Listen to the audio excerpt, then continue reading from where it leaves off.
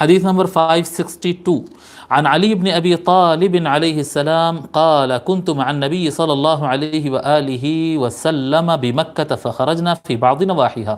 مولا علی بن ابی طالب علیہ السلام فرماتے ہیں کہ بے شک میں نبی اکرم صلی اللہ علیہ وآلہ وسلم کے ساتھ تھا ایک مرتبہ مکہ میں ان کے ساتھ تھا مکہ مکرمہ میں۔ بس ہم دونوں مل کر، میں آقا علیہ الصلاۃ والسلام کے ساتھ ہم دونوں مل کر نکلے ہیں مکہ کے کچھ حصوں میں جانے کے لیے۔ فخرجنا فی بعض نواحیہا، مکے کے کسی کونوں میں، کسی شہر کے کسی حصوں میں ہم گزرے۔ فمستقبلہ جبل ولا شجر الا وهو يقول السلام علیک یا رسول اللہ۔ فرماتے ہیں کہ جب ہم گزرنے لگے تو جو کوئی پہاڑ، چٹان، پہاڑ یا پھر درخت ہم کو راستے میں ملتا تو ہر درخت اور ہر پہاڑ یہ کہتا، کیا کہتا؟ السلام علیک یا رسول اللہ۔ جی، السلام علیک یا رسول اللہ۔ ہر جو پہاڑ، جو چٹان، جو پتھر ملتا وہ بھی سلام کرتا، اور جو بھی کیا کہتے ہیں درخت ملتا ہے وہ بھی سلام کرتا ہے۔ اس حدیث کو امام ترمذی اور دارمی اور حاکم نے روایت کیا، اور امام ترمذی نے حسن کہا، امام حاکم نے اس کو صحیح الاسناد کہا۔ وفی روایت عن عباد، اور ایک روایت ہے جو عباد سے مروی ہے۔ عباد کے بارے میں لکھیں آپ، عباد بن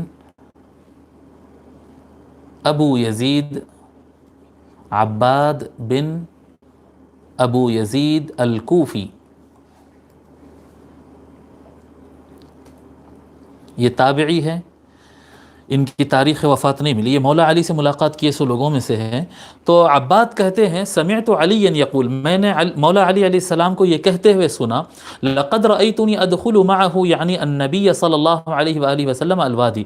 میں نے مولا علی کو یہ کہتے ہوئے سنا، علی نے کہا میں نے خود کو دیکھا کہ میں حضور صلی اللہ علیہ وآلہ وسلم کے ساتھ وادی میں داخل ہو رہا تھا۔ وادی کہتے ہیں دو بڑے پہاڑوں کے درمیان سے جو راستہ ہوتا ہے، جی ویلی کہتے ہیں، کیا کہتے ہیں اسے، ویلی۔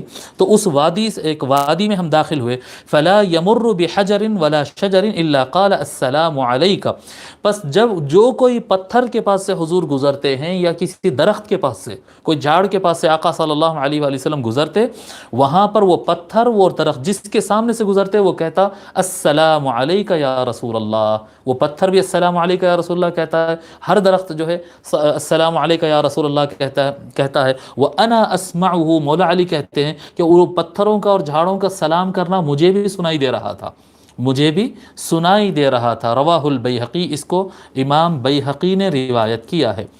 اب امام بیہقی نے جو سابق میں ہم کتابیں لکھا ہے، یہ وہ کتابیں نہیں، امام بیہقی کی نئی کتاب ہے۔ اس کے کتاب کے بارے میں لکھ لیجئے، کتاب کا نام ہے دلائل النبوہ، دلائل النبوہ، اس طرح سے دو ورڈ ہے وہ، دلائل النبوہ ومعرفت احوال صاحب الشریعہ، دلائل النبوہ ومعرفت احوال صاحب الشریعہ، دلائل النبوۃ ومعرفت احوال صاحب الشریعہ۔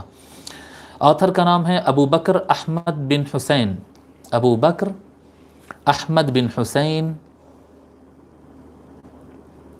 الخراسانی البیہقی، ابو بکر احمد بن حسین الخراسانی البیہقی۔ امام بیہقی کی تاریخ وفات ہم لکھ چکے ہیں، 458 ہجری ہے، 458 ہجری کو آپ کی وفات ہوئی۔ دلائل النبوہ یہ حضور اکرم صلی اللہ علیہ وآلہ وسلم کی نبوت اور عظمت اور آپ کی زندگی سے متعلق سیرت کی بہت ہی معتبر اور مستند ترین کتابوں میں سے ایک کتاب ہے۔